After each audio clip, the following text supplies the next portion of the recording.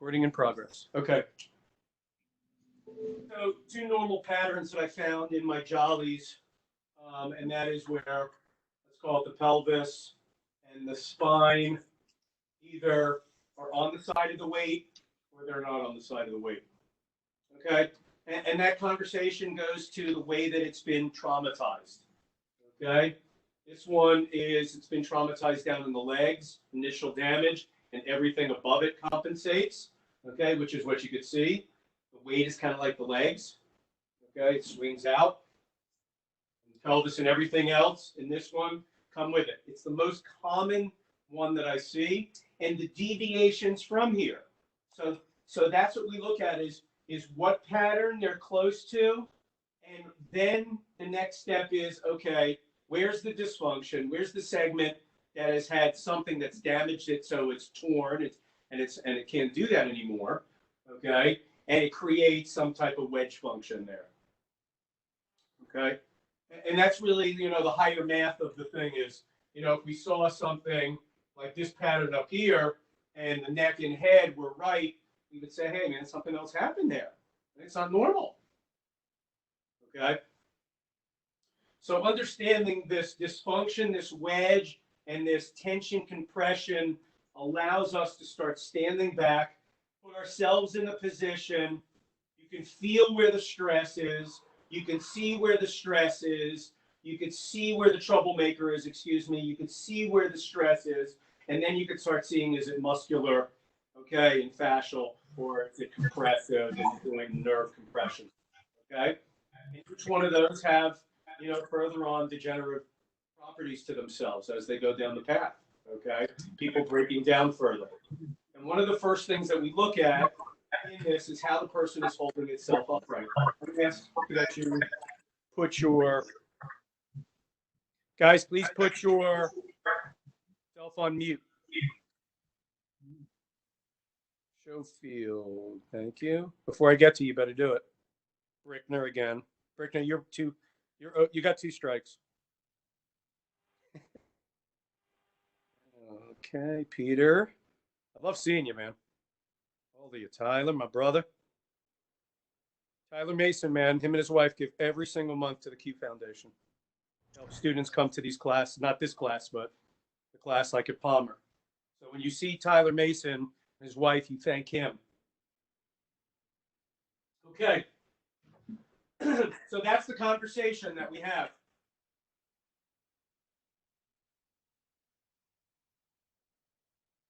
Yep. Back in business. Okay. And that's the conversation that I start looking at. And it gets complicated. Today's the first touch. It's not so easy that it's this one or it's that one or it's this one. These things are going all over the board, counter twisting and compressing, right? That compression is the killer. You take the configuration, it's weak, okay? That's weaker than this, yes? 30 pounds is more of a problem than 5 pounds. You put that together and you start measuring the twist, and we do that on the posture IQ. And then you watch changes, and you watch the way the body responds. And that's what we're going to talk about. And the human body is in what? When it's in this place. It's in its neuro lock. It's locked up. Okay? It's locked up. And everything that everybody sees is the approximation, like I said. And literally, it's that simple. Is the human body, over time, literally suffocates on top of itself. Bueno. No bueno. And that is represented by the rotation of how the human body is holding up. And when it gets to 10, it becomes a problem. I've seen people with 20s and 30s, they have seizures. The nervous system is just unraveled. And if you don't notice it, how can you help it? It's really that straightforward. So this, all I'm doing is I'm starting that conversation for you, for me, and for some people in chiropractic. Okay, using a model that's Tensegral. How many we got?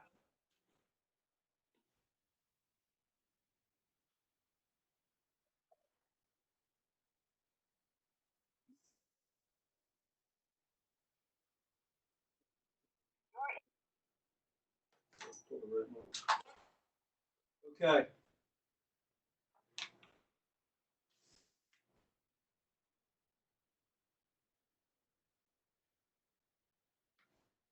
Okay, so what we're going to talk about a little bit is the adjustment. We're going to step a little bit out of we're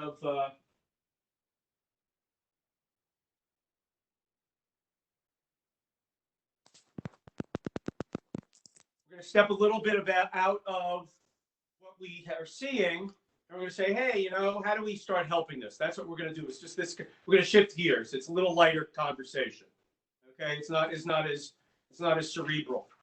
Okay, that's a linear conversation. Okay, so I have looked at multiple ways of helping this thing. I've looked at multiple ways, you know, of what side first, where to touch, all these conversations. You know, what leads to what.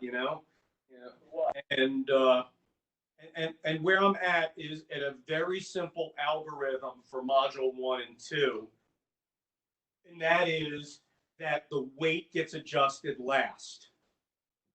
Okay, so in QSM3, at a module 1 and 2 level, and every single one of my new patients, I adjust on both sides. Okay, because if I can't feel what's going on there, I really can't tell you what's going on there. All right, at the end of the day, even though we're talking great biomechanics and understanding it, which is unbelievably helpful, when you put your hands on them, that's the other side of our business, right? We got science, tensegrity, Tensegral biomechanics, which we're going to get into tomorrow. And the next thing is how do you release this thing? Okay, you got to know how to do that. You got to, I say we can't just be great referees and know the game. We also got to be able to hit the ball. Okay, so to do that is every single person that I start up as a new patient, I adjust them on both sides. Okay, and what I have found is that some people don't need that sometimes. Okay, and the reason they don't need it is because of two reasons. Okay, and this is just, again, a little nicer conversation, is some people need both sides because all the connections have been damaged. Okay, we're going to find out tomorrow that when you push into a balloon, you can move everything as one giant unit. Okay, because that's what the body is. It's a balloon. And we can see that, but if those connections are damaged, then guess what? And you literally you can't get everything from maybe one side. Okay, so the first question is what's going on in there? So we touch both sides as a new patient, and then we start that what does universal intelligence tell us?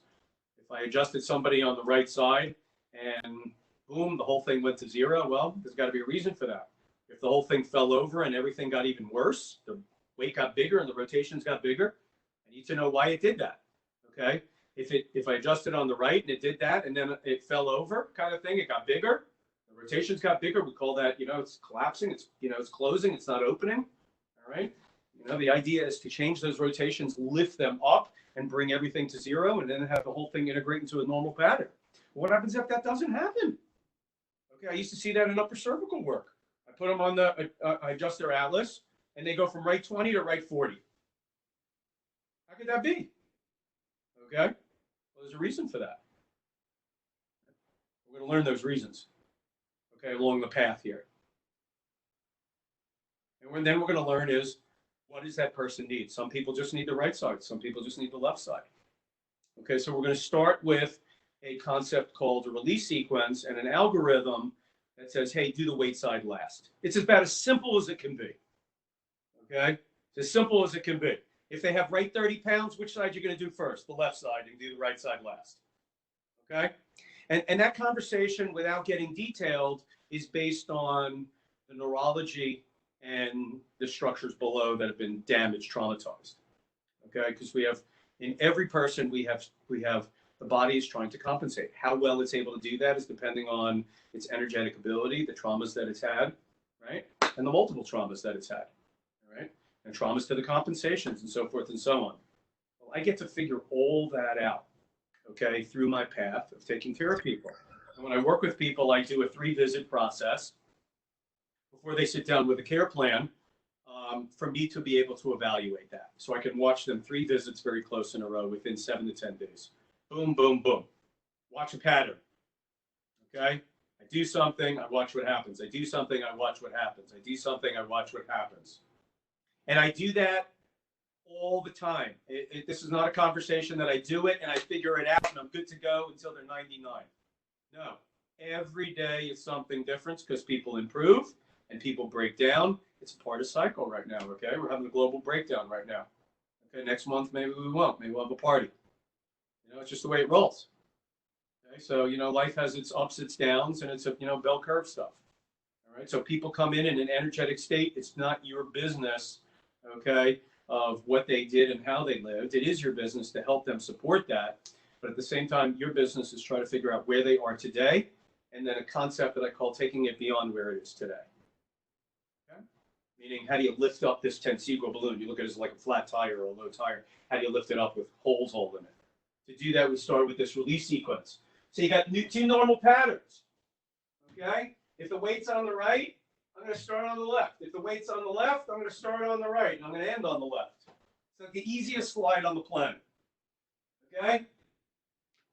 Same with this one. This is my pattern. Okay? In this one, boom. But it's as simple as that. Even if I have deviations from that, I'm going to start with weight last. Okay? And I get them on the posture IQ after the first adjustment on that one side, and I see how that body responded. Because I want to know. Okay? I want to know, did I hit a home run? Did a double? I hit a great shot, but you know what? It's not complete. Okay, what happens if everything on that right 30, everything came to, that right 30 went to right 3, and one of the rotations went from 10 and it only went to 8, but the other one went to 0. Well, something's not right. I got to go find that line. Okay, how come that one twist didn't come out? Well, I must have missed that line. Okay, I either missed it, or I can't get it, or, it's on the other side. Maybe. Okay. So, the part of the problem with this technique is it's not baking a cake. Okay, you don't do this, this, this, and this, because the human body, if we want to talk about how the body and to express the body, we have to have a conversation that's not just linear. We have to have a conversation on how the life force handles it, how the life force responds to it. Okay, and include that life force. Right? Because then we find weaknesses, and then we can support those weaknesses. Okay, and that's the idea, is to figure out in the end game, and that's module 3, is to figure out what is the weak link in the whole thing. When you figure out the weak link, you can get to do that one last. Okay. All right. Any questions on this? So what is the release sequence RS for number 1? LR. Right? You got weight on the right is 12 pounds. LR. Okay. So just an interesting little conversation sidebar is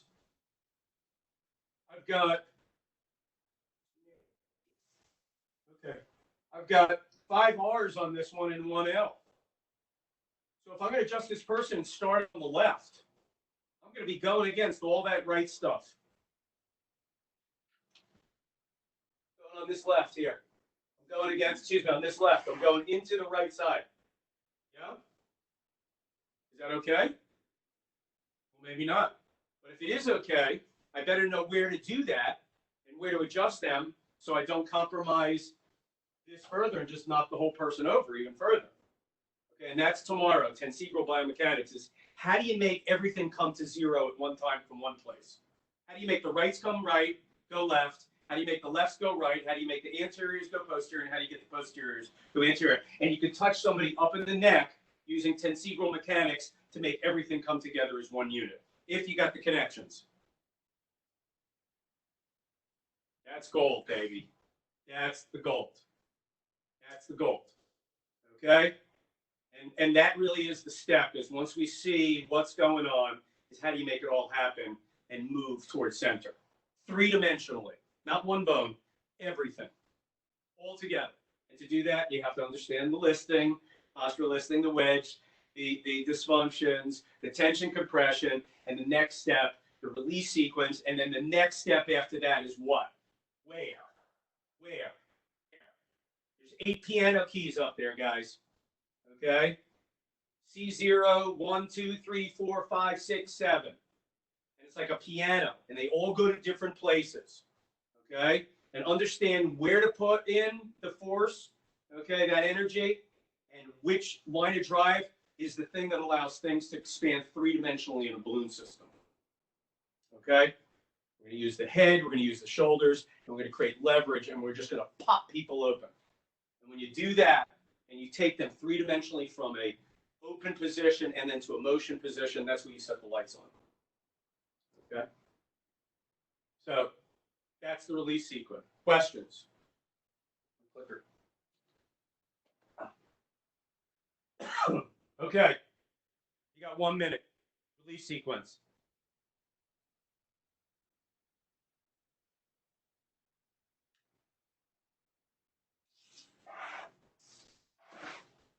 Stinkers.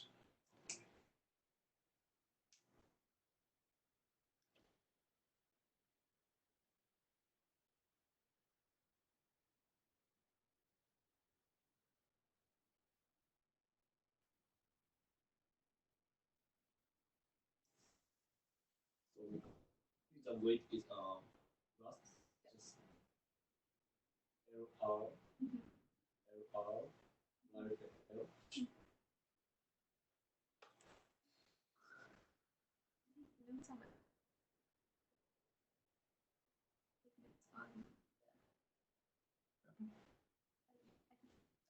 Yeah. Oh, is that right? Yeah, but not everybody has Adobe that way. They only have reader, not writer. So you're highly evolved. Okay, everybody got it? Pretty simple. What's the first one? Where's the weight? It's right 30. So it's left, right. Where's the weight? Left, right. Where's the weight? Right, left. Where's the weight? Left, right. Easy? The easiest thing I could give you for now, Dr. Hunt. Boom. Okay. I'd like you to take a moment and see if you could stand up. If you're with somebody, they can look at you. If you can get a chance to look in the mirror, I'm just going to give you a minute. If you have a mirror that you could stand in, if you can look at the wall and see your shadow, whatever it may be, see if you can create some type of listing for yourself. You can't say I'm 20 pounds unless you have a posture IQ or you have a set of digital scales, but or you've been measured before. But if you know your listing, write it down. Try to just come up with something for yourself, okay? And you know which side you have a low hip, and you may know the side that you lean, and you could feel a shoulder. You could see that. Try to look at those things. Come up with a listing, and then you'll take a first step in understanding where your pattern is normal versus abnormal. And again, this is obviously not the best way to do it, but it's a concept. And then answer your question: is it a normal pattern? Where the dysfunction, where the wedges, tension, compression, where my symptoms. You'll see whether they're tension or they're compression. And then what's your release sequence? And then you can actually start visualizing. If you have an x-ray of yourself, you know what it looks like. Same way.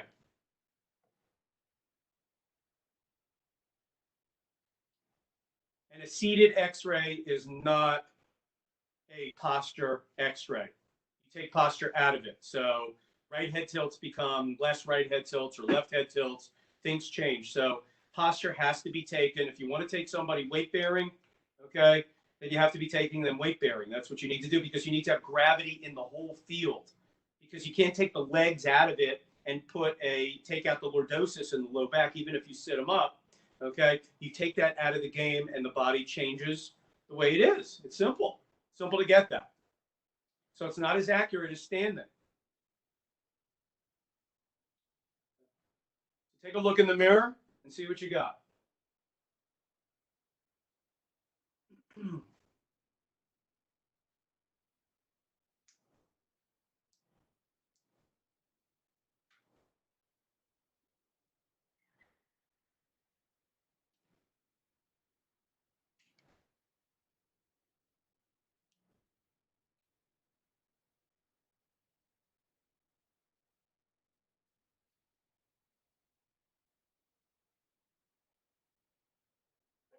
Okay, bless you.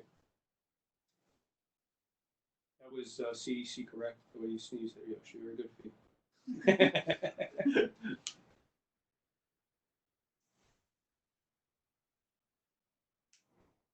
Okay, so the release concept is chiropractic calls it an adjustment.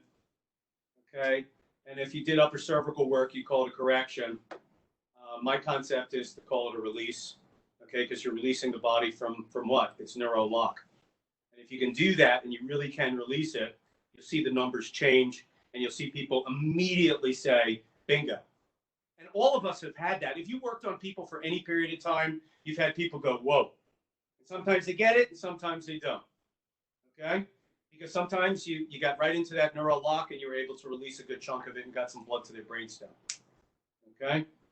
But imagine doing that on a regular basis and knowing you've done it and knowing when you haven't done it. Okay, that's the path we're going to go walk. It doesn't happen as much in Module 1, 2, but in Module 3. All right, so the first concept is to release this neural lock. In the human body, if you look at any x-ray, if you look at any posture, over time it is breaking down. And so that it doesn't fall down, okay, the body has to lock itself up. It has to stay in motion. So it does this lock, open, lock, relax, lock, relax thing, okay? And our job is to kind of hard start that thing, is to let the nervous system totally let that go. Okay? And the first way that we look at that is by changing the rotation. Okay? Because the first thing that has to happen is it's interesting. It's interesting is that the human body, when it compresses and it twists, you can't just push it to center. You don't just push this to center. You can't do it. It doesn't do that. Okay? Because it's down. It has to come up first to move it over. Okay? And the interesting thing about the human body is because it's a balloon, that if you can release it up, it could come to center on its own. All right? And that's why it's a release, is because we actually release the nervous system so that it could actually do what it needs to do.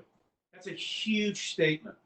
Releasing the nervous system so that it can do what it needs to do. I didn't put that there. All I did is release it. Okay? Now, some people are damaged. That fascia has shortened. Okay? There's injury. There's weakness. It doesn't just pop up like that. Of course it doesn't. Okay? And we have to help it that way in multiple ways, not just with releasing it, but the support of the fascia after that and the neurology to retrain and pattern it. Okay? Because people walking around like this think they're square. Otherwise, they'd be dizzy. Okay? So this needs to be retrained. But the first thing that has to happen is it needs to be released upward so it's open where the rotations come out. And when the rotations come out, we free it up, the body will start approximating itself towards center. I have a patient that I speak about in every class. She was well over 30-something pounds off, and I could not get her to center. I got her to open, and eventually I just kind of gave up getting her to center. I just started just opening her and trying to get her a little closer to center and help her and watch which way helped her.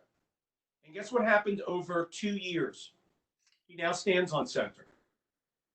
Okay? And she's open. And the reason is that the body was so locked up, just didn't do this. I freed it. I tell my patients, I take the cast off, and we want to create motion in the system and expand it open. Okay? So release to an expanded three-dimensional. This is where we need to live. And everybody's living in here. Everyone's living in here. You see the shoulders rounding. You see the curves are out. And instead of being bouncing 3 curves and a stable, we become walking buildings with massive joint disease and vagal problems and all kinds of stuff as the human head buckles and compresses down on itself. Okay? And it's not okay just to move the bone. Okay? It's not consistent enough. Okay? It's hard. It's much more complicated than that. You know, complications that none of us that are on this have even yet to see because the universe it's so complicated. It's so complicated. I used to think I do this, now I do this. You know? It's another millimeter. I'm grateful for that, like I said. All right. So to do that, Imagine somebody that's in a cast and you take the cast off. What do you need to do? This is one plane of motion. This is 3 planes of motion. But for one plane of motion, after you take that cast off, which is job 1, what do you need to do from there? Boom, and then take it to the end, and boom, and to the end, and to the end, to the end, to the end, to the end, to the end, to the end, until you can't take it, nope, until they can't take no more. Okay? Or you've got it to the very end, which is called bottom. And bottom is a tire that is completely filled up. Okay? Living in its full tensegral bottom. And our job is to be able to take this pattern, this pattern, this pattern, this pattern, and wind it, and take it, and open it, and release it, and release it, and release it, until it's at its stable tensegral volume as far as you can take that. Okay? So those are the concepts of taking beyond where it is, and you start at a place, and we're going to talk about that today, where you just chip, chip, chip, chip. Not everybody just you touch and they go, hey, thanks, you know, I just let go. Some people are like rocks, and you have to work on them, man. I'm sweating sometimes. I say something, you made me sweat today, man. It's work, and sometimes you can't take them. Sorry, you got to come back next week. I can't get it all out there. Okay, it's not good.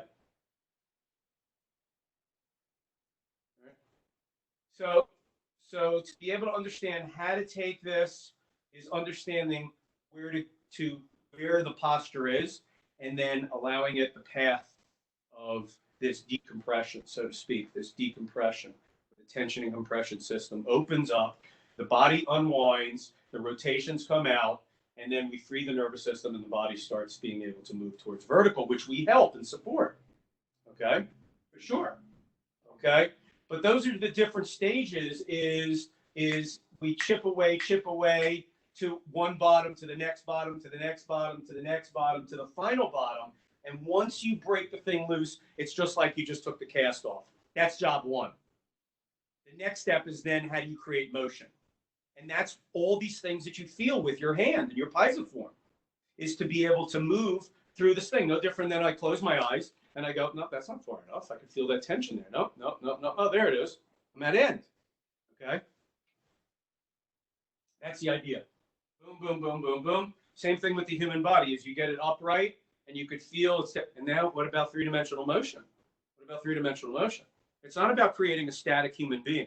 It's about creating a 3-dimensional motion. Okay, in all planes of motion, because the human body shouldn't just lift your patient, they lift their arm, they have frozen shoulder. Why do you think it's down like that? Because it's been damaged and it's short. Okay, and it's stuck because this fascia, all this fascia here, from the shoulder down to the pelvis, has shortened over time. No different than somebody put somebody in a cast, like I said. You don't just take it off and go, hey, look at me. Okay, so you get into these release points and you start restoring and opening this thing. And then once you can get it upright, the next step, it's not orthogonal and static. It's how do you create 3-dimensional motion so people live out here. Okay, that's my goal, is to create that. And that's a process. Okay? People don't just get into the gym and off they go. Long-term patterns and shortenings in the fascia and this approximation and these tension compression syndromes. And our job is to be able to understand them and move people through that path over the lifetime of care. Some people, you can do that rather rapidly. Okay? Some people, you never get there. But that's okay. You know? I like driving them to the wall, even though they don't go over. Okay. The whole idea of taking it beyond where it is. All right. So, I'm going to talk to you about some patient placement. I'm going to show you this stuff a little bit at the end for about 5 minutes. Okay. We're just going to talk cerebral. And again, because this platform, the way that we're doing this remotely, virtually, whatever, is that, that's the way it has to be facilitated. That's the best thing. Okay. So we'll go into the room. I'll show you for a few minutes, but the idea is to get a taste of Friedman, get a taste of QSM3, and get a taste of 3-dimensional tensegral biomechanics. Okay. So I can tell you this, you have to stretch it further than where it is today. Otherwise, okay, you ain't getting it. When I mean stretch it, stretch what? Stretch what's short. What is shortened here? Okay, well, the bones are closer, but that's not what's short. Okay, the bone's just the brick. You want to stretch all the soft tissue. That's what holds us up. Look at your pattern. You'll see a head tilt, and that's your pattern. Okay, because it's compensating for something. Right? Your low shoulder, your neck and head are going to compensate. Do whatever it's going to do. It's all happening for a reason, and we need to create three-dimensional symmetry in all those structures, especially the postural ones. Okay, because this is a foundational concept. Right? You don't fix if the cupola on the roof or the cupola, however, wherever you're from, okay, or the roof is cockeyed, you don't just straighten the roof, you straighten the whole building, the foundation. Well, what happens if you had a zigzag? You straighten the bottom first and then straighten the top. Okay, so it's foundational. Remember, we deal in a system that is neurologic and compensating. You don't just fix the head, you don't just fix the neck. You got to be able to create symmetry and release the compression tension of what's short, okay, down below. Right? We're going to find out about that tomorrow. Okay, where do you do that? Because there's direct connections. Right? Well, we go ahead and we have a release sequence. We want to lay somebody down. So I'm going to tell you that one of the things that you have to do is you have to be able not to disrupt the nervous system. Okay? You can't disrupt the nervous system. Remember, the nervous system is monitoring everything. And if you push against it, what do you think? And it picks it up, what do you think it's going to do? It's going to push back, right? So if you use force or you start in patient placement, pushing people around and go here and move your shoulder back, what are you doing? You know what you're doing? You're creating a problem for yourself. Okay? You got to be soft and sweet.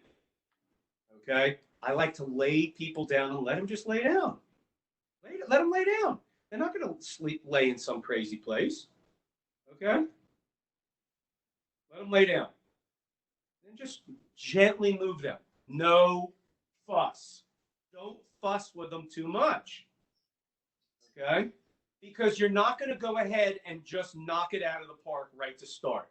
You might as well get them to be comfortable. Now, if their shoulders all rotated, you're going to see where there's some parameters. You can't just have them laying on the table and hanging off like this. I don't mean that. They lay down, they put their head on the headpiece. You know, if their shoulder, you can move things gently to start. If you want to do stuff easy, don't start yanking on stuff. Okay, because you have to connect to this first. You got to dial in. Excuse me. And if you disrupt it too quickly before you dial in and you get connected, you're creating trouble for yourself. Okay, so you don't want to turn the nervous system on. Okay, it's that simple. And when you adjust somebody, you don't want to turn the nervous system on, because if you go in with force, okay, you're just gonna lock them up. So the idea of taking somebody beyond where they are, you have to take them there, but you have to be able to never let the nervous system know you're coming. Okay? So here's just some linear conversation. The EOP to S1, okay, are patient neutral. Write down neutral. So they should flow. EOP to S1, let it flow. Don't let it be twisted and all over the place, okay? The blank portion of the head is on the lower support. Okay, I have a headpiece that has two supports on it. Okay, the lower support.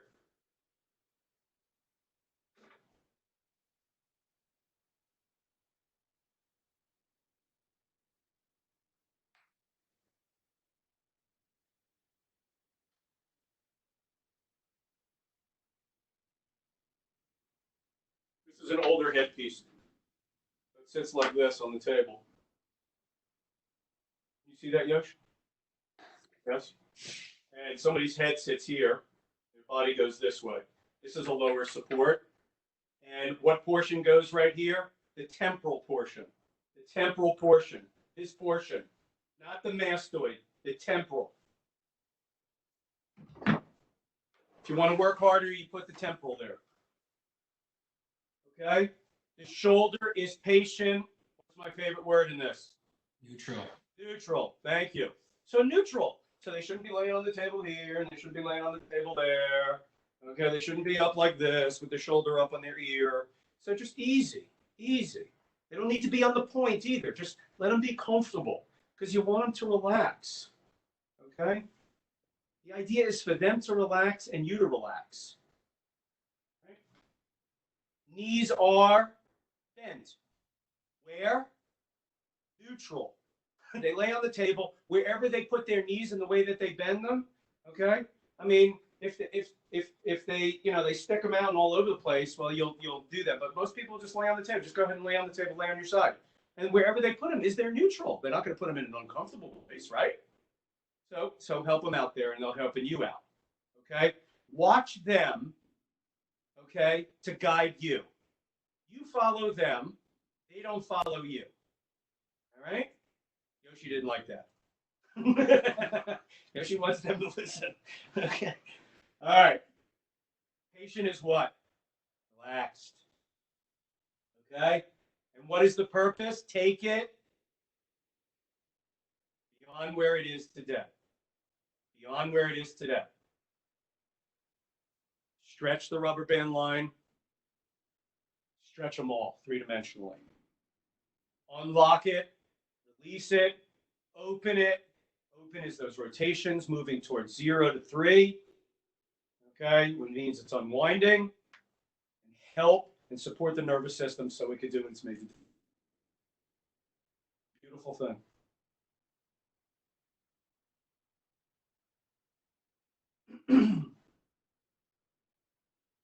So creating power. We put them there, and you got to create some power. Okay, you don't want to create force. Force is locking you up. Okay. One of the things that they have to be is they have to be loose, and you got to be loose. Okay? Because two rocks coming together does not create a love affair. Okay? And it certainly turns on the nervous system. So if the more they're locked, guess what? The sweeter you got to be. Okay? Because it's a math equation. If they're a plus 10 in spasm, you got to be a minus 10 just to get to 0. Okay? If they're super loose, guess what? You got to be a little bit more rigid, so otherwise you're just like two pillows hitting each other. You know? You got to be able to have some of that little bit of tension in there to move through that. Okay? Otherwise you're just kind of two blobs. All right? So there's two parts to creating power. And the first one is called doctor connection. And Dr. Stern, who may be on, I know she signed up, she may be on. She used to teach this class, and I just want to thank her today. She is not only always the first person to sign up, but she actually was with me literally in the beginning. Dr. Stern. So thank you, Dr. Stern. Okay. So it says over there, it says, you create your life through inner power of your being, whose source is within you and yet beyond the selves that you know. Use those creative abilities with understanding, abandon, honor yourself, and move through the godliness of your being. Okay? And what that really means is you just need to be one with the universe when you're adjusting. If you've done stuff where you just lose yourself and you just do it, all of you've done it, you've driven home and you go, how did I get home? I don't even remember thinking about it. Okay, I don't remember turning in. Did I pass that yet? Yeah, you're already home. Okay, because there's this brilliance and that's running everything. You're not running anything. And if you could turn your head off and turn your brain off and turn your sensory information on your nervous system, not your eyes. The eyes create the biggest trouble. If you could close your eyes and touch somebody and grab onto some of that short tension and know the path of how to make it elongated, okay, and overcome it to its place where it lets go, that's where the miracles happen. Okay, that's where the miracles happen. All right? And that happens by you relaxing. I used to remember, my wife always says, honey, whatever you're talking about, it's not for the patient, it's for yourself. Okay, it's about you, it's for you. So I realized that every time I tell patients to relax, relax, relax, relax, I'm really just telling myself to relax, okay? Which is a gift because when I'm tense, I stink at adjusting, okay, at every level. You can't be emotionally tense and think that you're going to be physically soft, okay? You have to walk into your office and you just have to be, you got to leave everything except the joy of about what God has given you right in front of you, which is to be able to touch another nervous system and open it up. I'm telling you, I feel people releasing in my hand. It's the greatest thing. I say to patients, they don't even understand that fact, the joy that it gives me. Okay, so to do that, you need to be able to connect to yourself. And there is a process that we're going to go through that connects your mass to your piezoform. And your mass is a big power, and it's like you're going to push a car versus throw a baseball. They're different. Okay, that's a different type of force. One is an excursion, and the other one is using your massive power. You can punch through this wall, or you could lean up against it, and at some point, if I was big enough and I leaned hard enough, it would collapse. That's the force. That's the power we need to create, not force. Because if you go through something and use any depth whatsoever, really, that's not in alignment with the nervous system, it's going to jump back at you. So you got to be able to have a really good swing. And you got to be able to get yourself into a position that creates a massive amount of power that literally sometimes I feel it's beyond me. People say to me all the time, why do you stand on a platform? It's because I have to. Because if I'm going to get my force to overcome that neural lock, it's going to take every single thing that I got, and especially without letting their nervous system know about it. It's not this. It's not this. That does not overcome it. Okay? So it's tough, okay? And you can't beat yourself up and you can't lock yourself up.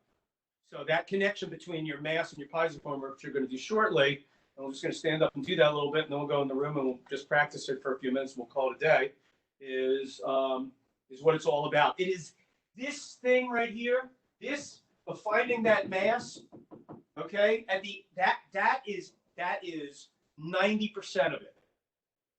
If you break this step, you're done. You can't do it. You'll never overcome the neural lock. Never create three-dimensional motion. Never, never, never, ever. Okay? Because this is your power, and you don't have enough power, okay, unless you use a power tool with gas, not even electric. Okay? So once you're connected, man, your power's connected, okay? Your power's connected. And you can transfer your power to that guy right there, okay? Then you're ready to touch somebody.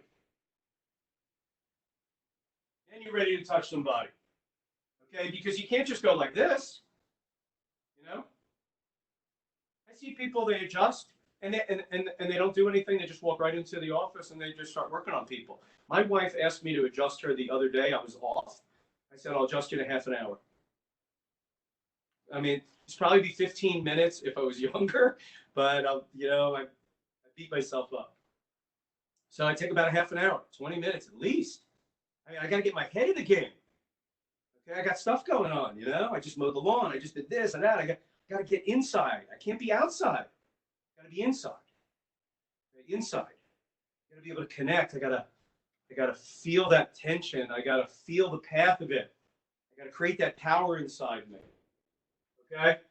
And that's what happens is once you're able to create this mass piezoform connection, then you can go ahead. It's like a baseball swing. You put your body into it, and once you get to this place, then this starts going.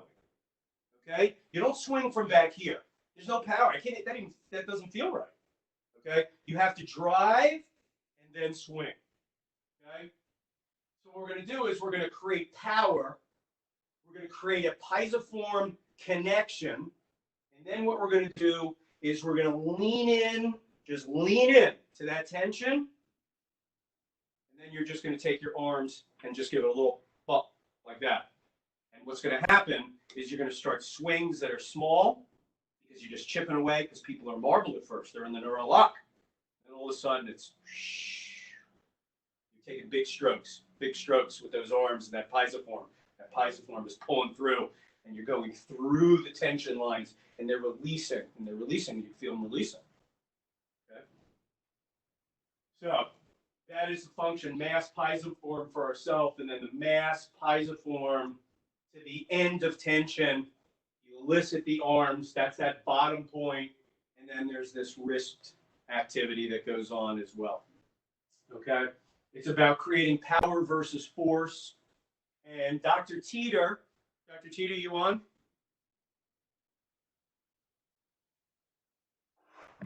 Yes.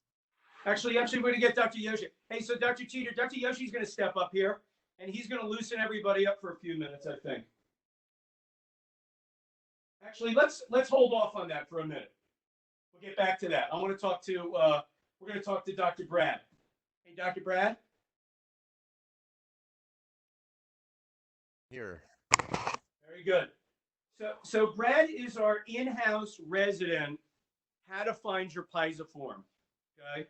Now, I just want to give a little introduction on Dr. Brad and the pisiform, my take, his take, and who he is. Okay. So Brad and I go way back. He's not as back as far as Stern, but he could see the back of her head from where he stands. Okay. Yeah. Okay. So he's been around for quite a while, and I think Brad, because of something, has missed one class of all the classes since he started. Is that correct, Brad? And you never let me forget that. Last year's advanced class. Right. Yeah, you shouldn't forget it. I know. I'll never forget I'm it. kidding with you. You know, I'm kidding. Yeah, I know. I love you, man. You know, I love you. So one of the things about the pisiform that I want to talk about before Brad gets going is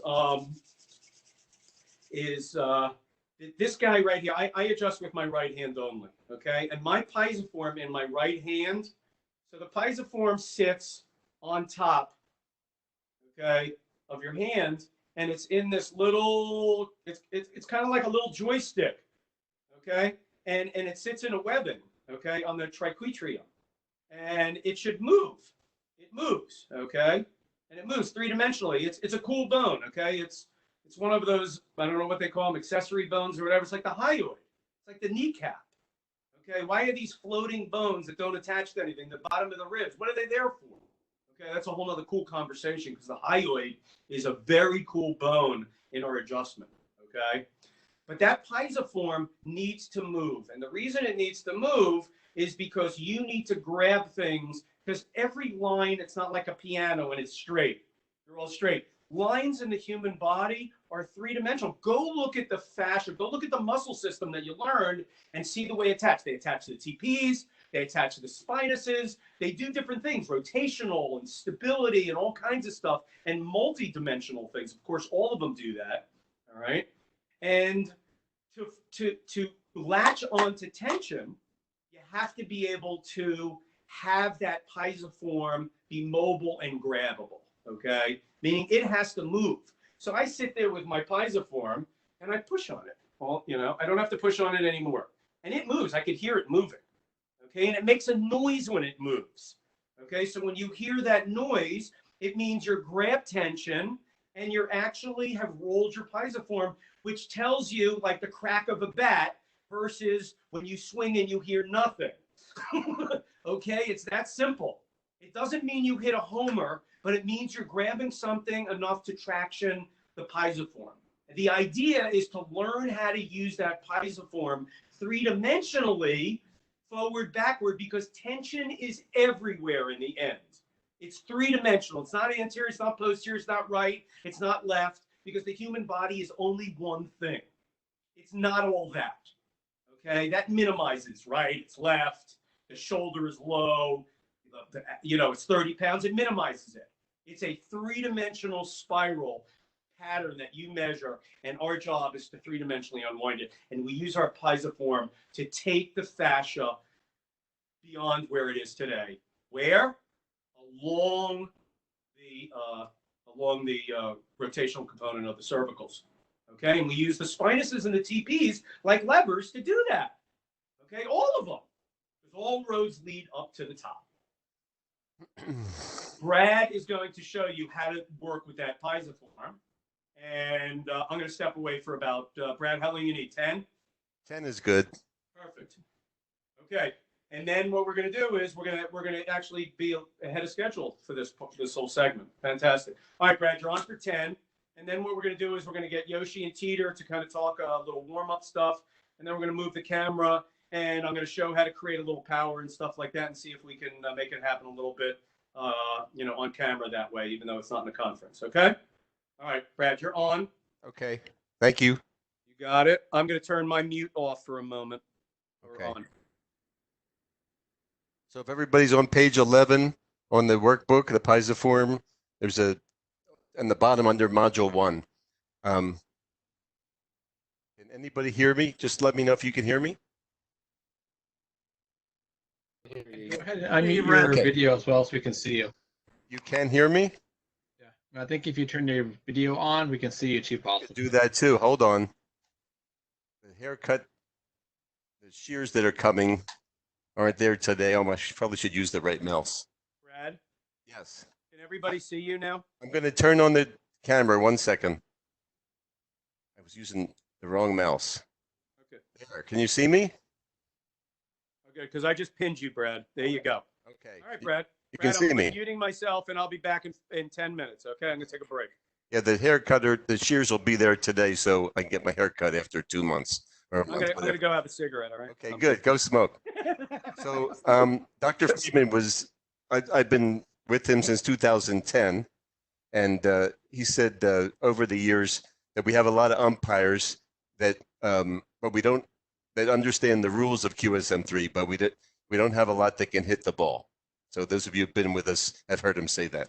So what I'm going to spend some time doing, and at the conference, the future conferences when we can be together, I'll work with anybody and everybody who wants to let them find their piezoform and then actually feel what it feels like. And I'll have them work on my hand, and then I'll have them work on my shoulder, and then I'll have them put on my neck so that they can feel what we're talking about. Because it really starts with, when you talk about hitting the ball, is you can know the rules and you can understand the mechanics and the brilliance of Dr. Friedman, which always amazes me. But to be able to do what we need to do is to get your hands on and be able to release, but first to release, before release becomes connecting. So I think we can see in the manual, and that's my wife's hand. There are different spots that I'll use for the piezoform, and the major one that Dr. Freeman's talking about is underneath. So if everybody, wherever you are now, can just, first you want to flex your hand, then you want to feel around the area, and you'll feel that little bony portion. Everybody's different. Maybe it's easier to turn my hand this way.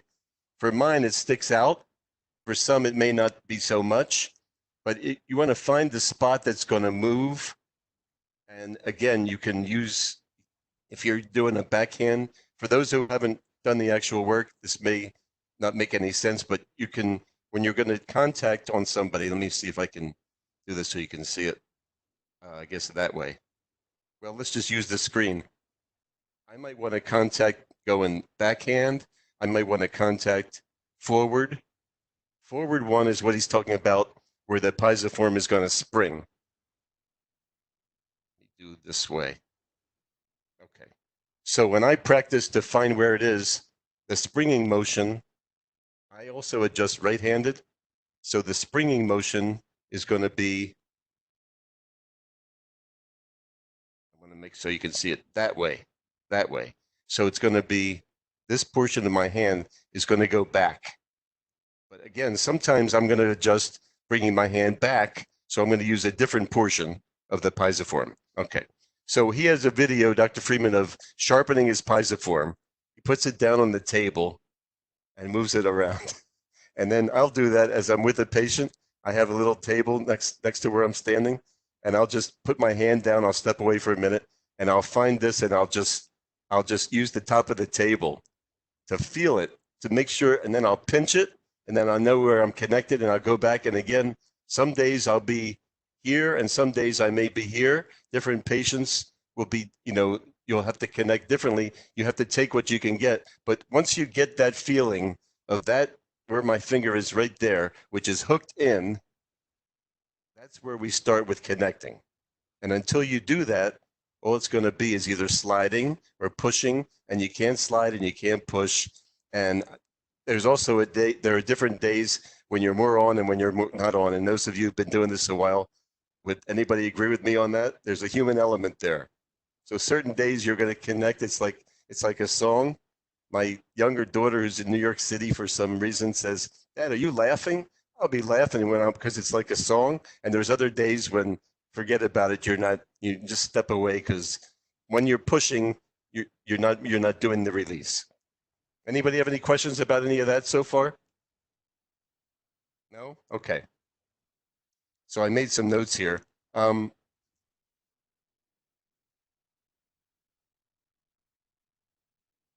The piezoform contact, let's see what we're talking about. The more you get familiar with the feel of that, the better you can hook tension and keep it hooked. And so once you're hooked in, what's going to happen is you're going to lean your body, you're going to lean in and connect there, and then you lean your body. Sometimes, I have to do it so you can see it. Sometimes I'll have my arms straight. Sometimes your arms will be bent, but you're going to lean in, and then you actually use the patient. Once you're hooked in, you'll use the patient to actually hold me up. And again, we talk about terminology. Dr. Friedman used to say you need the power, more power than you could ever imagine. 2,000 pounds of gravity, we've got to overcome that. You're not going to put 2,000 pounds of pressure onto a patient's neck. And if you do, they'll let you know they don't like that. So basically, the power part becomes from the springing action of the piezoform. I don't know if that's in the notes anywhere, but it should be. So 2 or 3 seminars ago, when Dr. Friedman had 8 of us, 2 groups of 4 work on him, and he had just begun talking about the springing motion of the piezoform. He had us each go, and he gave us some information, and one by one, we all stayed away. One by one, we went in and worked on him. And at that point, I think we were either in Atlanta or maybe, I think it was Atlanta. He had me work on him and said, "Okay, now keep it moving, and then take it and like I'm on his neck. You're rounding second base, and that piezoform sprung. And when it sprung, it was I remember Dr. Stern said, "What did he do?" I said, "I can't talk about it right now." It was like all the words went into feeling, and once I got that feeling, I'll never forget that, because that's what you're going to seek for. So once you're into that, where you can feel that, then what you're doing is you're leaning. We'll go through the parts of the adjustment, I'm sure, the release. Lean till it doesn't move anymore, and then you'll lean your body in a little bit more till what he calls bottom. And then at the last moment, sometimes I'll straighten my arm. You can see that. Sometimes I won't. Everybody is different. Every day can be a little different. And then you lean in. It's a tension, and just a little bit more, and you'll feel it release. And your patients will know it.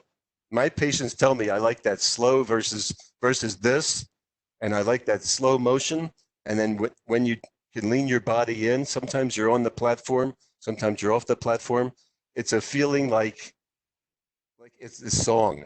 And that's where I start to laugh, because it becomes effortless on certain days. You're just leaning in, let your body lean in. He's going to talk about that, I think, when he shows how he's setting up. Lean in, and then a little bit more. Or sometimes you want to stretch it a little bit more. And when you have that feeling and you know that you're there, it becomes like a song. And my patients come in and say, you're really on today. And I'm not I don't have a big practice like some of us or some of you on the call. You can have as big a practice as you want with that, because you're doing what they can't find anywhere else. Anybody have any questions specifically about anything? No? Any of the docs who've been doing this have anything to add to this? No? Okay. I'm looking at my notes here. Different days, different touch, can hit the ball. Does anybody want to know about backhand versus direction that you're going? Hello? No talk. Okay. Yes. All right. Who's got a question? Let's go with the backhand and the other way, like you mentioned. Or maybe Dr. Friedman can show that. Okay. Whatever's You want to easier. handle that, Russell? Yeah, buddy. Backhand, forehand, going in different directions. I'll stand on the platform and I adjust right-handed. Right there. So somebody is lying on the, should I skip that answer now? You want to go on to something else? If I stand on the platform, I was asking the question for years. If I'm adjusting right-handed and I'm standing in back of somebody because you want to lean your body into, I'm going to lean forward. If they have a rotation that I want to get to go from anterior, their right side is up and I want to go, they have right anterior. I hope I don't lose anybody with this. So I needed to go backwards rather than forwards. I didn't know how to deal with that. Now I actually put together where I stand on the platform and I can lean back. So my piezoform, I cut my camera off. Oh, you can still see it. I'm going in this direction versus this direction. And that's where I'm talking about. And a backhand can be this way versus that way. Now you get the most amount of force leaning in, but sometimes I'll get some leaning back. Did that answer what part of what you were asking? Yeah. Okay. And then the same way, sometimes you're going to go this way at the end of the release, and sometimes you're going to go with your hand this way. So at different times you'll be using, and then if you're going down at C7 or T1, sometimes you can't grab it. So this portion of the hand is going to grab. It's going to just land differently. It's like the landing gear of an airplane. And if you're using your piezoform as the landing gear, you may be putting it down in different directions, and you may be putting it down. You may have to land wherever the landing strip is, and the landing strip is their neck. And sometimes it's like rock, and sometimes it's like jello. So that'll give you that sense. And when you get that, and then it's a good place to stop here. Again, at the conference, I would like to work with everybody. Dr. Friedman says, how much touch can we do? Everybody needs to start with the basics, which is where does my hand land? But the landing gear, sometimes, it's once you feel it, it becomes, when my one patient said, how far can we stretch that? And I went from C7 to T1, and you're just leaning in, like there goes the landing gear all the way up or all the way over. And sometimes it's multiple releases and it comes as a surprise. But on those days, it's a beautiful thing. It's like I say again and again, a song. Okay. I think that's it. Unless anybody has any other questions. Okay, buddy. Thank you. All right. Thank you. I'll turn my camera off. Thanks.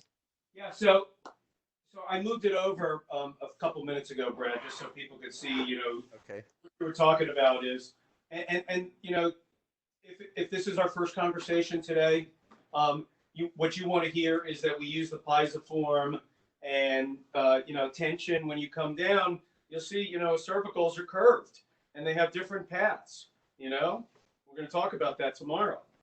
And you need to learn how to follow that path. And you may need, if I'm coming in this way, what Brad is saying is you're coming into this landing strip and then you need to go this way because this is the way the road goes. All right. And the reason the road goes that way is because the cervicals have ranges of motion. C5's range of motion is like this, where C7's is maybe like this. And if it's hyperlordosis, it's even more so like this. Okay. And if it's kyphotic, it's like that, so to speak. All right. So you have to be able to use your piezoform as your eyes. Your piezoform feels the tension, grabs the tension, hooks the tension, that landing gear coming down, but it also has to be able to follow the runway. Okay. Because runways are not straight. Okay. And if you want to take something to its end, you got to be able to follow it to its end. And that requires you to use different parts of your piezoform. And that's a big conversation for first touch today, okay? But I had 6 hours, and this is important. You know, it's important. You got to be able to realize that your piezoform is the tool, okay? A machine can't do that, by the way. Machine can't do that, and neither can one line of an adjustment, okay? See, I don't look at one line of an adjustment. I look at every single cervical in the every single cervical has a three-dimensional range of motion that I want to restore. That's what I look at. Because if this is relaxed and restored, that's got to be relaxed and restored. You'll feel it.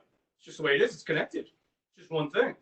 And that's why I said the tensegral portion is that bottom of the pelvis to the top of the neck. So if you're going to stretch a rubber band, you're going to move that rubber band. And then really, I mean, I tell my patients, like, take a billiard ball, you know, cue ball, put it in a sock, and then, you know, take the sock and take the billiard ball and do this three-dimensionally with it. Bend it this way, bend it this way, bend it this way, bend it this way. And what we're going to do is you're going to unwind the whole body that way. And that's with the head relationship to the neck, because the neck is the only thing that's three-dimensional. And you're going to need your piezoform to be able to do that. Can I say one thing I forgot? What's that? Can I add just one more thing I just forgot to mention? Absolutely. Can't push it. So when you think that you're going to push it, and you're jammed up, and you have 3 people waiting, and you're trying to push it, sometimes it's the opposite. So you slow down, and you lean in, and it's almost like go really nice and easily, almost less than what you think you're doing, rather than trying to shove everything in the same direction. So I forgot to mention that, but that becomes important. Sometimes do less than what you think you should be doing. Okay, bye, Brad. Brad? Yes. Okay, let's talk some business. You guys see me? See my legs? Yes. Yes. Excellent. So, hold on one second, guys. Okay, we'll do that. Okay.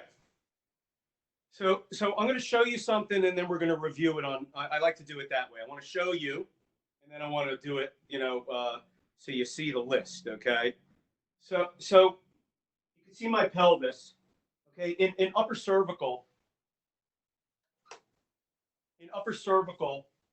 chiropractic, vector-based upper cervical, there's a concept thing called a settle back, and the intention of it is to be able to take your mass and really get it locked in, so that it's kind of like you're pushing a car. You get your mass set here because this is the mass that you want to set. Okay, but we don't drive people this way.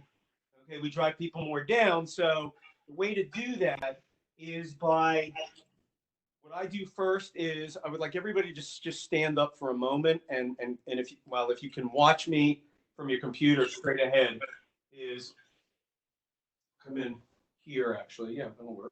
Good. So weird. Look at that, and I feel like I got to turn. Yeah. So what I do is like a ragdoll situation here. Is legs are locked. Drop your arms. Just let your arms hang. You'll feel the tension in the back of your legs. All right. If you can't do that, somewhat, I feel some tension in the back of my legs. If you can't do that, you need to learn how to do that. Okay, because otherwise you're going to start recruiting other parts of your body, and they're not strong enough. Okay, you need your legs and your pelvis underneath you, otherwise you can't get it going. It's that simple. You don't have enough power. Okay, on my best day, I got it for maybe a couple patients, but you know that this is law. All right, so just drop it down. You practice rotating, stretching this out here, stretching your legs. Okay. Now from that place, Nick Shelby, I'm going to ask you to put yourself on mute, please.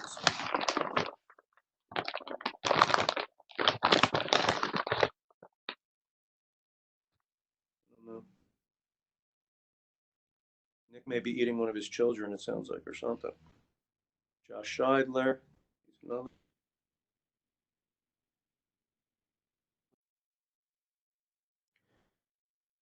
Okay, good. We have peace. Okay, hang on. Okay. So from this point, instead of when you stand up,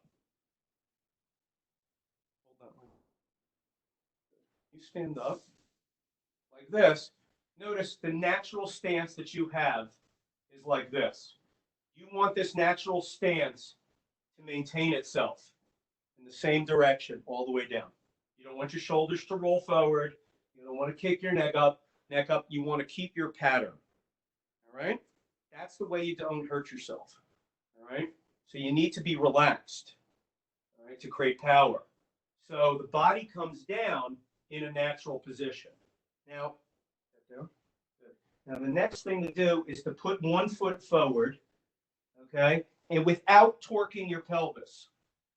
We're not twisting the pelvis. We're pushing it forward and the pelvis drops down, okay, like this. Just that, just the back of the heel to about the middle of maybe the back of the ball of the front of the foot. Ball of the foot. Just like this. See that? You can't see that. Can you just point it down? So there you go. Just like that. Okay, now push the pelvis backward. Push it backward. Okay, and watch how my pelvis pushes back. My legs are at an angle now. All right? Maintain your shoulders. If you push your pelvis backwards, naturally, your shoulders will come forward. Your shoulders will come forward. As this goes back, this has to drop. As this goes back, this has to drop. As this drops, you'll feel a point where you can't go any further. If you push back as far as you can go without falling over, okay, you'll feel that you can't go any further. Rock up into a balanced position from there. Okay, so here, this is the look. Step forward, push backward. Make sure you maintain your shoulder and your spines. Those neutral. You'll feel that your toes will pull up a little bit, like mine are. You could look, drop that down. You see my toe comes up, okay, like that. What you want to do is roll forward so you're on this position of your foot right here, right through here. That's your power of that foot, and you're on the same one on that foot and the back foot. Boom, right through here.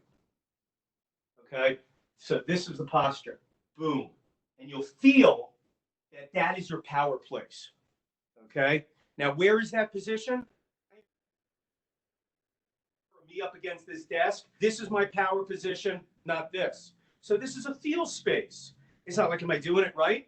I don't know. You have to tell me if you're doing it right, okay? Because you have to feel your power. That's where you are, okay? That's where your mass is against it. So foot forward and down and forward, maintaining the integrity of your shoulders and spine, and that place right there, then you push down on that spot. I push on my lordosis into my pelvis. Boom, boom, boom, boom, boom, boom. That's my power spot. Okay? And I don't care if I got Georgia Southern on the table or I got somebody from, the 5 towns of Long Island. Okay? They are going to succumb to that power at some point. Maybe on the first visit, maybe through multiple visits, okay? But they got to break loose, all right? And that is that power spot. Okay, questions? We're going to go do that on the table in just a moment after I go through one slide. Everybody hear me? So that power is that power is not leaning on them though, right? You're not putting all of your weight on them. I haven't even touched them yet, Brad. Okay. Okay, got I it. haven't touched them yet. Okay, I haven't touched them.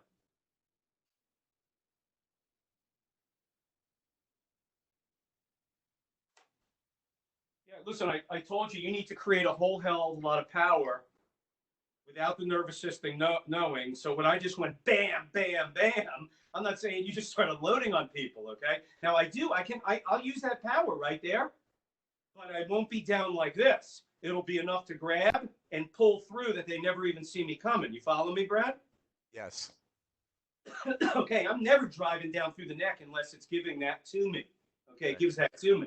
Okay, like Anna's sitting here, and all 3 of these people here, Anna and Matt and Yoshi, all of them have a lot of flexibility.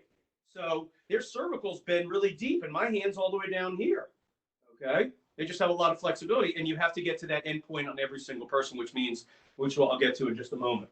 Okay, so here's the deal. Contact leg forward. Now you can appreciate this a little more. Mass power is that settle back, the hips lock, you relax. Don't orca. Orca is who, Matt? You know who orca is? The whale. The whale. Okay. Don't be a whale, okay, with your shoulders all rolled forward. They don't have any shoulders. Okay, they're like this, Brad. Okay, you want to be here. Okay, and you shouldn't change yourself. If you're not like this, you shouldn't be like this. Okay, the cool thing about QSM3 is that you need to keep your body comfortable. It's not my way, but you can't break down either. So there are some rules.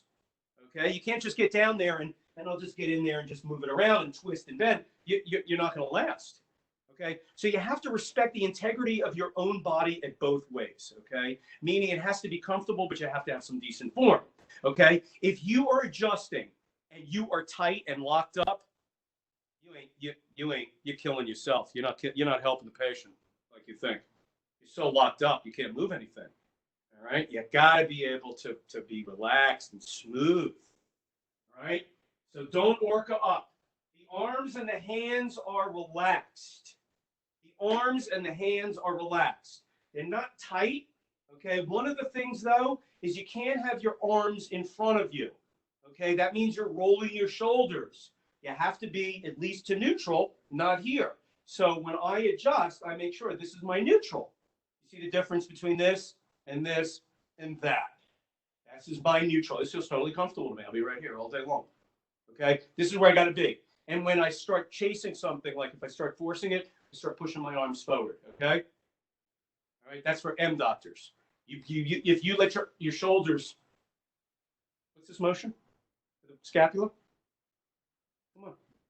Protraction. Protraction. If you protract, yeah, but you can't be, what's this one? Retract. Retraction. You got to find your balance between protraction and retraction, which is where you are right here. This is the way you should feel when you come down and where your arms are and your arms are comfortable. Okay? You're going to settle back and you're going to roll forward as the whole body. You feel that until you're on that ball of the foot where you just feel that power position. And how do you want to do that? You want to go slow. You want to go slow. You want to turn the brain off. Okay, you don't want your kid crying on you, and you don't want the patient talking to you.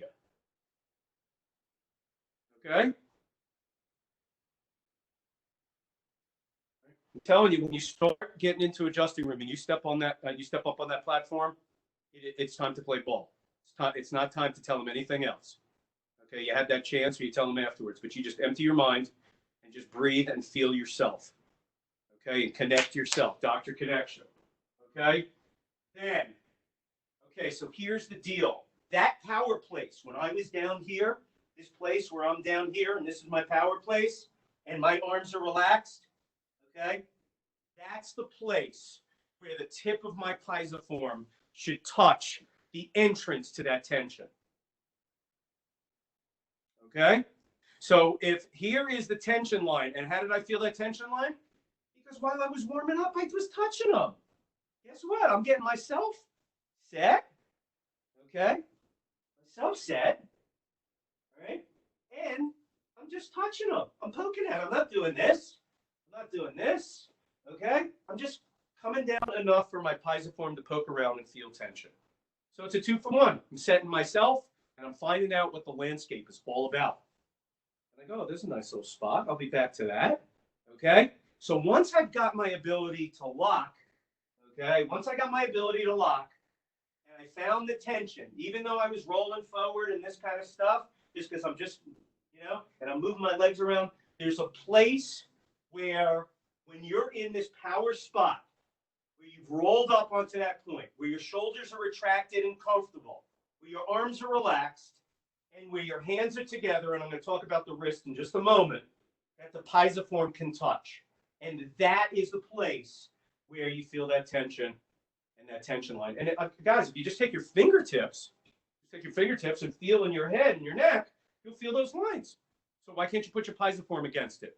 And where do you put your pisiform against it? Where this whole mass of you is set and just the tip is touching right where you want to be in front of that baby. You follow me? That's the place where your arms have to be. If you're this way or you're that way, if you got to do this or you got to do that, and it takes you off your PowerPoint, you got to move your feet forward or backward. It's that simple. Move up, move back, move over, turn your body.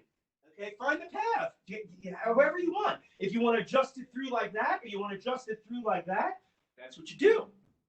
Okay, that's what you do. But you got to get that mass power and the tip of your pisiform with your arms relaxed and you in that retracted position on the balls of your feet, or you're stuck. And that's what I practice before I do anything. And then what I do is this, okay, is I do a little wrist extension. Now, I can't tell you exactly when I do it, okay? It's probably when I start coming down. It's a little bit of this. Can you see that? This motion. This motion. Can you see that on there? Mhm. This motion. So as I'm coming in and I'm working my pisiform, and what do you think that does to my pisiform? It kind of points it up. It points it up. It points it up. It gives me a little wrist extension. Not too tight. Do not lock your arms up. Okay? Don't get ahead of yourself. Don't get behind yourself. Don't lose your PowerPoint. Okay? And if you could practice this part and understand the mechanics, guys, you'll be one of the best chiropractors on the planet. Okay? This right here, okay, gets you to do one thing, and that is your ability to start leaning in, okay, in your power position, and with them not even know you're coming. Okay? You come, you land, you grab, wrist extension, that's how you grab, and then what are you going to do? You're going to lean in. Okay? I had a patient with me. Guys, I have struggled so much with this, and I will continue to struggle because there's never, the rule is the guy never lets go. Okay? He's on us 24/7. Okay, and trying to just give us greatness of the potential of what we get to do as chiropractors and human beings on this planet. Like I said, we're getting a big squeegee full right now for the whole planet. Okay? But if we can get to that place and we could just overcome some of that resistance, and you're relaxed, you will be phenomenal. Okay, so questions up to this point. Question. Okay, so here's the final caveat. So once we get to that place and we're in front, what do we do from there? You just lean in. Okay, you just lean in. Okay. I lost my train of thought there for a moment, but a patient, I was having a tough time, and a patient just looked up to me and she said, "Doc, sometimes you just got to just lean in with love." So that's a beautiful gift, when you're able to do that space. And I got that present moment right there where, to me, universal intelligence looked at me in the eyes and said, "Hey, brother, just take a breath, man. Just lean in with love." So and it puts tears in my eyes is when I'm having a tough time, okay, and I feel like I got to force it. Brad said, you got a few people in the waiting room, and whatever it may be, how many that is that makes you get a little freaky, and then you start pushing it, okay, because you're behind schedule, all right, and then all of a sudden you get them up on the posture IQ and you didn't clear them out, or it broke down, and you got to get them back, and you go, "Oh my God, that's like I got to adjust this guy all again." Well, you touch a neck, and it's like Godzilla in there, and guess what? It's painful. And what I do is I step off, and I got to fill my heart. And I'm telling you, if you think I'm crazy, well, I'm crazy. Okay. So I got to take a break and go take a drink now after all that. Okay. All right. Reading my mail, man. Reading my mail over here. So anyway, you got to just lean in with love, and that's it. And you spend that minute where you are 100% connection with that patient, and your energy is through your pisiform, and you're touching, and you just feel that tension overcoming, even in the most difficult level. And guess what happens? It just starts releasing them. All right, and that's what you have to do is just step away. All right. Questions? We'll be done in about 5 minutes. Okay, so there's a neural lock, and it's locked. All right, and you got to be able to. I tell patients, it's like cracking a safe. Okay, every single patient has a different combination, and sometimes they have different combinations for themselves. Okay, I don't remember which way was that way, but I'll tell you what we'll talk about tomorrow, the pathways and how to follow these paths all the way out and the way that it moves. We'll talk about that in more detail tomorrow. But the big deal here is you dial into them. And that really was the conversation I was just having. You have to dial into them. If they're like a rock, you got to be soft. You got to be soft-hearted. If they're easy peasy, man, you can get in there and just lean in, take it to the bottom, and just give it a little bit of arm, wrist, and it's all over. Okay, and just take them further where they are. Three-dimensional, all the bones are moving, all the piano keys are moving three-dimensionally, and the human body is just happy as a clam. Okay? And we do that by chip, chip, chip, chip, chip, chip, chip, chip, chip, chip, chip. Get yourself set. Get yourself set to them. Find the exact position where that piezoform just touches and it's relaxed. And then you just start chip, chip, chip, chip, chip, chip, chip. And before you know it, you're moving them. And we're going to talk about these things called bend points tomorrow. And then you restore motion. Questions? Okay. So I'm going to give you 5 more minutes and we're out. I'm going to walk into a adjusting room. You guys are going to come with me. Come on.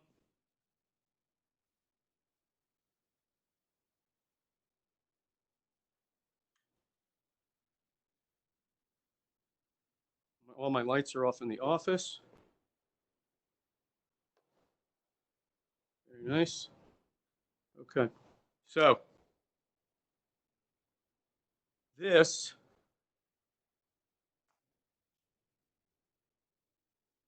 is a posture IQ. Can somebody hold this and I can? Yosh, you have to be able to see it. Good. Back up, Yosh, a little bit. Back the other way, it looks sideways. Turn it back. What do you mean? Like, don't hold it sideways. Turn it. Just put it down on the ground. Yeah, it looks sideways. You can't see the whole picture then. Okay, so these are some digital scales on the machine. And Anna, just hop up there. People get their shoes off. That's what Anna's doing. She stands on this. And I look at people visually. And one of the cool things is on the posture IQ, and you can look at it, is you can see there's a triangle between the legs. And that triangle should be isosceles. Okay, and you can see the center point of the posture IQ. And you may not be able to see these things, but you know, when it's live, it's live. And you could start looking at Anna, and you could see at the hips and the hands and the shoulders and the neck and the head. And then you just start looking at all this stuff and you just get a visualization. And you look at where her head is in relationship, the center of her head in relationship to the top of the post. And you see she's leaning off to the left over here somewhere on this side. Yeah. That side. Yeah, that side. Okay. And you can see that. I'm standing right in front. And you can see how far her head is off to the left. Okay. Well, I don't want to know that her head's just off to the left. I want to understand all this. So this machine has, let me see what you got. Has lasers. Matt, can you hold this for me? And watch this. Watch him. Something happened. You turned your video off. Yeah. It's working now, though. Okay, this right here are some lasers. And these go up and down. And if you could see the lasers on her pelvis. And they measure distance over here. Okay? Right here. Right? And you can move them up, and then you can do the shoulders. And they measure distance, and you can see where she's twisted. You turn this on, and you can see there's a slide here and a measurement scale, and tells me where 0 is. And look at her VP. Look how far off left it is. Okay? It's all the way over here. It's almost 20 millimeters off. And it says, hey, look over here. There's a digital reader, an Android digital reader. Okay, and it tells me the weight that's off. And this is when positive, it's left side. And you can see that she's off to the left side. She's got left 12, and she's got a left low hip and a left spine, and she's got a left low shoulder, and she has a left neck, and she has a right head tilt. It's pretty level. So her whole body is leaning off to the left, and she has a right head tilt. Okay, she's got anterior rotation. So I know that the right side of her is in tension, and the left side of her lower parts here is in compression. I know that the head tilts back, so she's in compression on this side, but she's on tension on this side up in the neck. I know that because her weight is on the left side, I'm going to start on the right side and adjust her on the right side. Okay? And then I'm going to adjust her on the left side. That's what we know. And then I'm going to stand up on the platform, and there's got to be a conversation of where? With this kind of pattern, where do I touch her? That's tomorrow. Okay? But for now, let's just touch her. Let me show you how I set people up. And let me just show you how I get a little bit of motion going for like 5, 6, 10 shots at it. Okay? That's all. A little how I warm up. All right? Fair enough? Good. Let's go.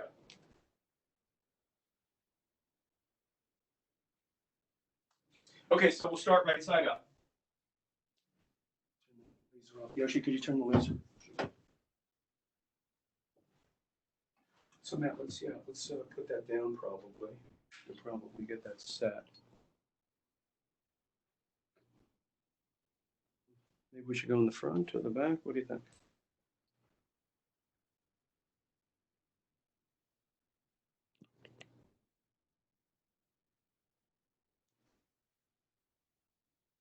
What's that? Is that a decent shot? That looks good. I'm going to stretch my hands for 2 seconds. I didn't get my half hour, guys.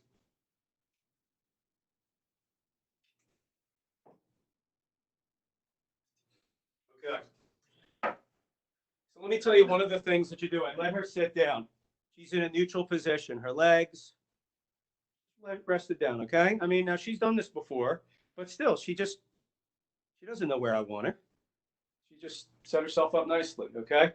So let me just show you something just off the bat. Watch how much motion that Anna has here. You see all this motion?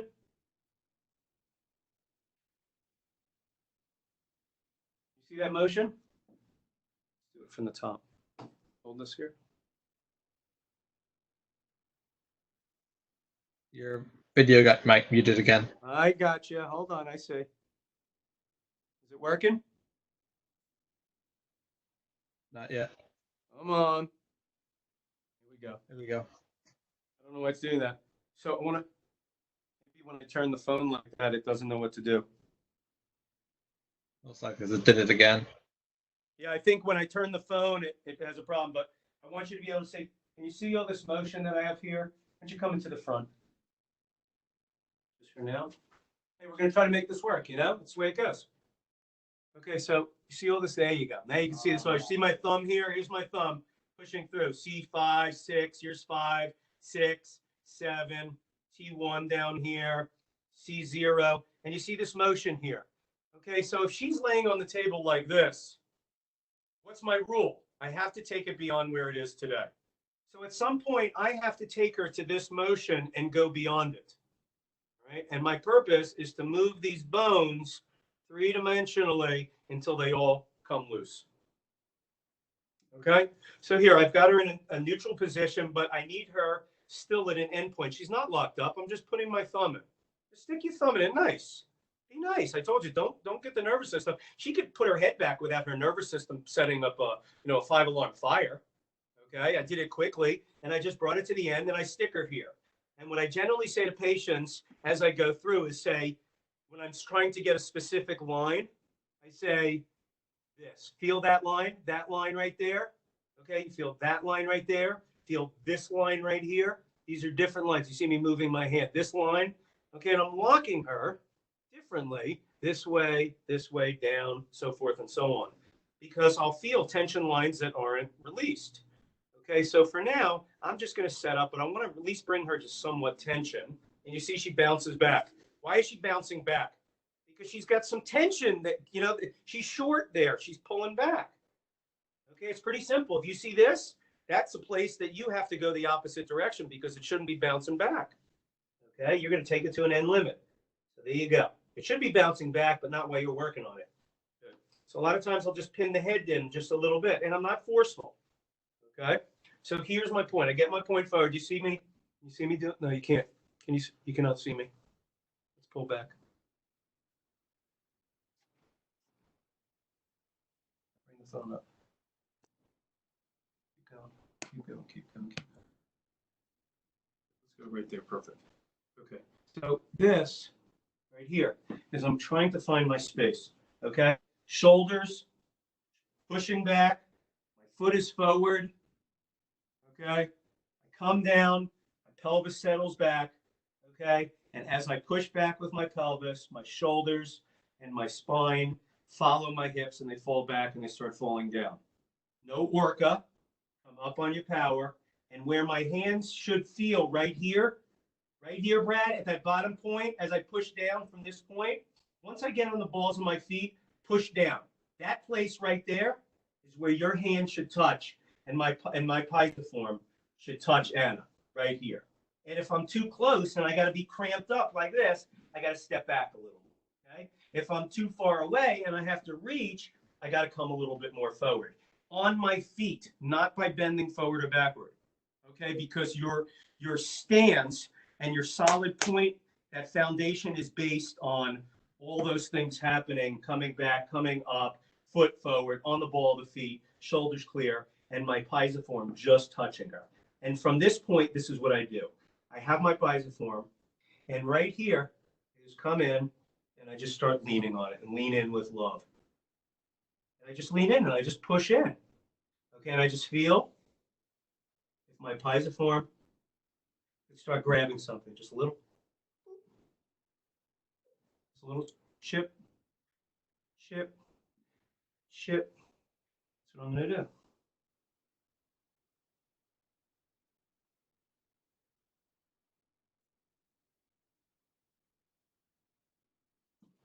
Just leaning in, nice and easy. I got to make a connection. I don't have a connection yet. Here we go. Here we go. All the way close. Bring that all the way. You want to take it off? Just hold. Just put it close. Oh, it's going to do that. Yeah. Can't see her. There you go, right there. Take it to the end and further. And I'm going to follow in and up. Hold on. I know we lost me. I got you. There we go. You lean it too far down here, right there. So here I am right here. A lot of times I just turn my head. And just watch how as I lean in. See her head pick up. See her body shape. Look at her shoulder pull. And I'm just leaning in. I'm grabbing. You can see her shoulder on her shirt pull. And you can see her head lift. Okay. And all I'm doing is just trying to find a connection right now. And I can feel a connection, but my pisiform is not moving yet because I'm not loosened up. Relax right there. I need her attention. Here we go.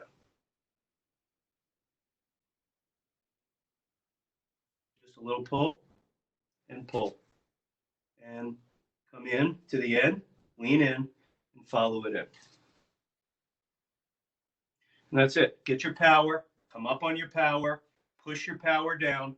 Keep your integrity of your shoulders. Be in a place where the tip just touches. And put your pisiform there. And just release nice and easy. Here we go. Little pieces. Just chipping away little pieces now. Here we go. Little pieces. And what I'm doing, what I'm doing with my hand,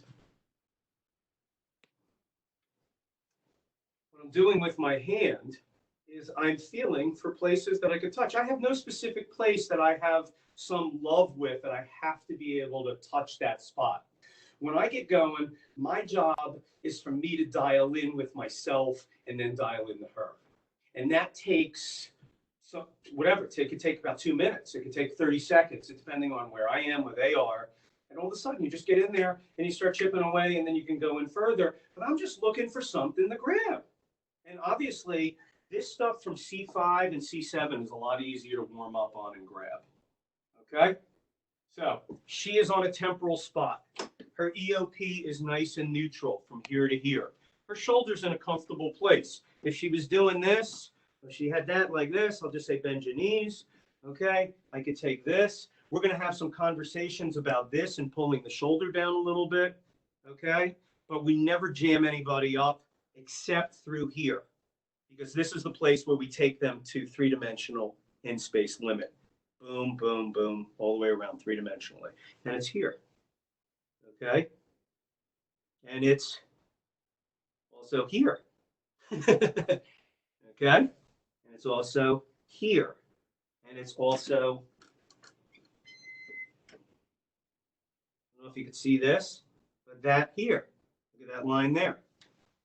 Three-dimensionally, using the head and connecting lines up, down, forward, backward, three-dimensionally, cue ball in the sock, releasing everything three-dimensionally upward. Pelvis all the way up in the legs. Okay. Okay. Any questions? Questions? Anybody hear me? Sounds good. Okay, we'll see you all tomorrow, I hope. Have a beautiful night. And thanks for coming tomorrow. We're going to do Tensegral biomechanics. We're going to go into where is the neck, this concept called bend points, C7 and C1, and how the body three-dimensionally, we can get all the parts moving from one place. And then adding rotations into it, the importance of C7, and then the adjustment itself is going into those bend points and seeing if we can create some that static release and then that three-dimensional expansion of the Tensegral body. Have a nice Russell. night. Thanks. Russell. Thanks, Russell. Thanks, Russell. And thank you, Dr. Russell. Thanks, Doc. Russell, Yes, I just wanted to confirm that the right side up is because of the left weight, correct? correct. Rock on.